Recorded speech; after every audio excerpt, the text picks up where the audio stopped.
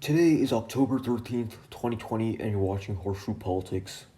I want to talk about in this video about my predictions for the 2020 Senate elections. These will be taking place in exactly 3 weeks from today, exactly 21 days from today, on November 3rd, 2020. Now, I made a video just like this around 2 weeks ago at the 5 week mark, and I said in that video that I would be doing this every 2 weeks up until election day. So I will probably do another video over this in 2 weeks from now at the 1 week mark. In my previous video talking about my Senate election prediction, I'm not exactly sure whether or not I used 538.com to help me in making my predictions. If I didn't do it in that video, I'll do it now. But I've said this many times on this channel. It's a really good website to look at if you're trying to get a good picture of what the election results might look like on election day. It does a really good job of projecting upcoming elections because it factors in a wide variety of different things such as poll numbers, not only poll numbers but also fundraising numbers, also the advice of experts, the opinions of experts. They factor in all sorts of different factors, and we're going to take a look at that now, in fact, right now. So this is 538.com, and it says that Democrats are slightly favored to win the Senate. And we've actually looked at this in another video, 538.com for the Senate, but I would like to show you the pick a model thing. They have three different models, light, classic, and deluxe. And in the deluxe model, it includes all sorts of different factors. It factors in all sorts of different things when coming up with its projections. Factors in polls, fundraising, past voting patterns, and also the experts' opinions, the ratings of the experts. So this is a really trustworthy website if you're trying to get a good idea of what upcoming elections are going to look like in the results. So I will be using it throughout this video to help me in my predictions. Let's begin with that now. I'm going to start off with shading in all the safe states for the Democrats. These are all the states where I'm 100% sure or 99% sure that the Democratic candidate is going to win that specific Senate seat for that state. These include the states of Oregon, Illinois, New Jersey, Delaware, Massachusetts, Rhode Island, and New Hampshire, as well as Virginia, and I'm missing one. Oh yeah, Minnesota and Michigan. Missed two actually. Yeah, those are all the states where I'm not quite 100% sure, but I'm at least 97% sure that a Democrat is going to win these Senate seats. There's the slight chance that a Republican pulls through in one of these seats, but all of these seats are held by Democratic incumbents. Either that or they just heavily lean towards the Democrats. All these states, with the exception of Michigan, voted for Hillary Clinton in the 2016 presidential election. The thing with Michigan is that it's a lot more close in presidential elections than it is in Senate elections. In presidential elections, Michigan is basically a swing state, but in Senate elections, Michigan leans heavily to the left, heavily towards the Democrats.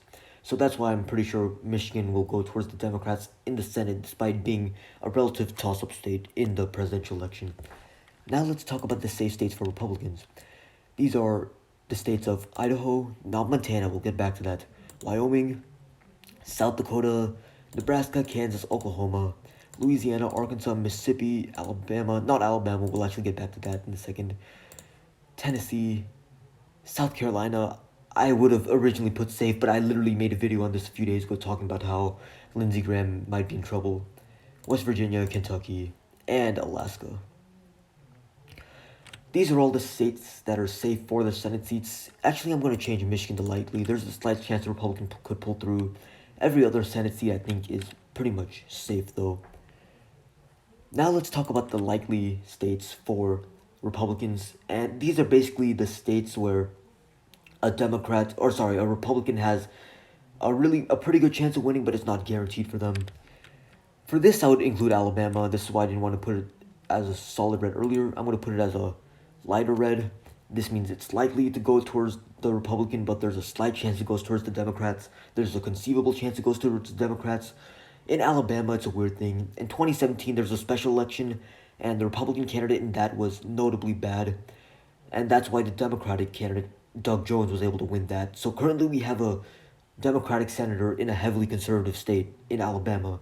But the current Republican nominee for the Alabama Senate election is not nearly as hated as the one in 2017.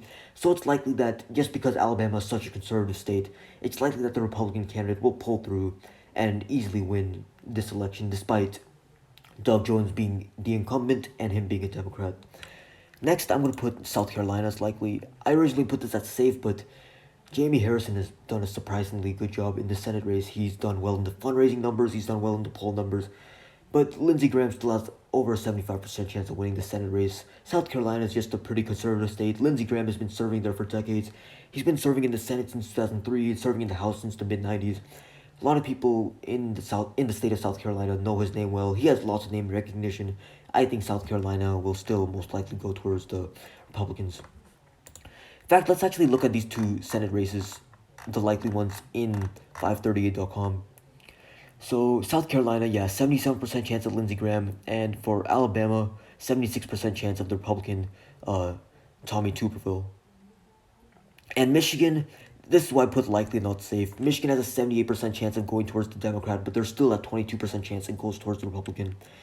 Minnesota, though, it's 93%. I'm putting that as safe. Same thing with New Hampshire. Even though at the presidential level, New Hampshire is sort of a swing state, this year it's going to be easily a Biden state, but in 2016 it was a swing state.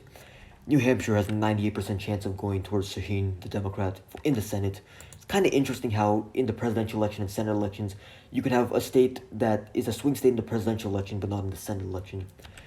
Okay, let's get on with this now. Let's go for the likely, or not the likely, sorry, the lean Democratic states. Not lean, sorry, likely and then lean.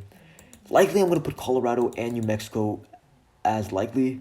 Actually, New Mexico I'm going to put safe. Let's take a look at 538.com. New Mexico has a 94% chance of going towards the Democrat. That's enough to warrant me putting a solid blue there.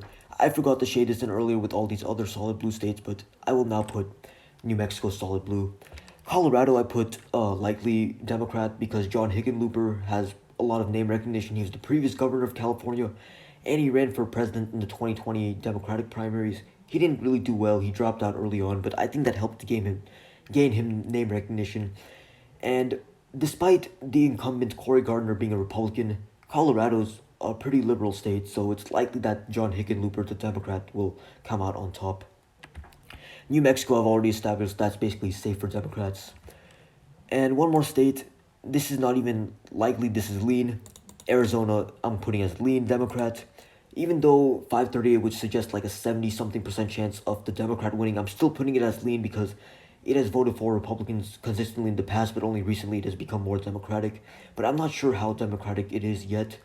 In the 2018 midterm elections, Kyrsten Sinema was able to do better than Martha McSally in their midterm election. So there's definitely a really good chance of a Democratic being voted in. Democrat Mark Kelly, there's a really good chance of him being voted in to this Senate seat in this Senate election. Maine, I'm also putting lean Democrat because Susan Collins does not have that high of an approval rating, and Sarah Gideon seems to be doing pretty well in the polls. She's consistently outperforming Susan Collins in the polls, and 538.com gives her a 62% chance of winning, so I'm going to put it as lean Democrat.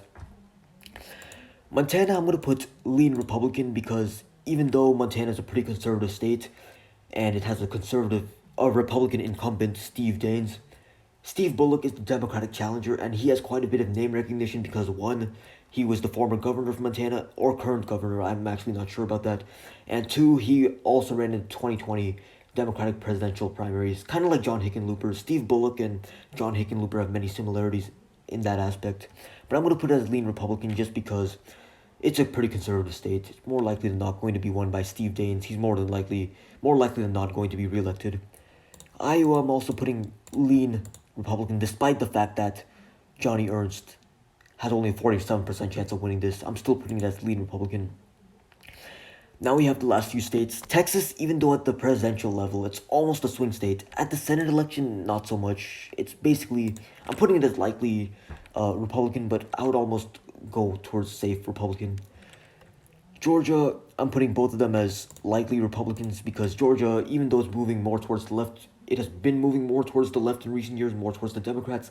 Still a relatively conservative state. Last state, North Carolina. I put this as Democratic in the last prediction video, but just because of the recent releases of Cal Cunningham apparently having extramarital affairs. Apparently he was cheating on his wife or something. He texted some other woman that wasn't his wife. Even though that might not have a big impact with how close the North Carolina Senate race is to begin with, I feel like that will have a slight impact on the race, and that might be enough to swing the race towards Tom Tillis, the Republican incumbent. Although I may be very wrong on this, we'll just have to see. This is my final prediction: Republican 51, the Democrats 49. It's a slight change from my last video where I gave Republicans 50, Democrats 50.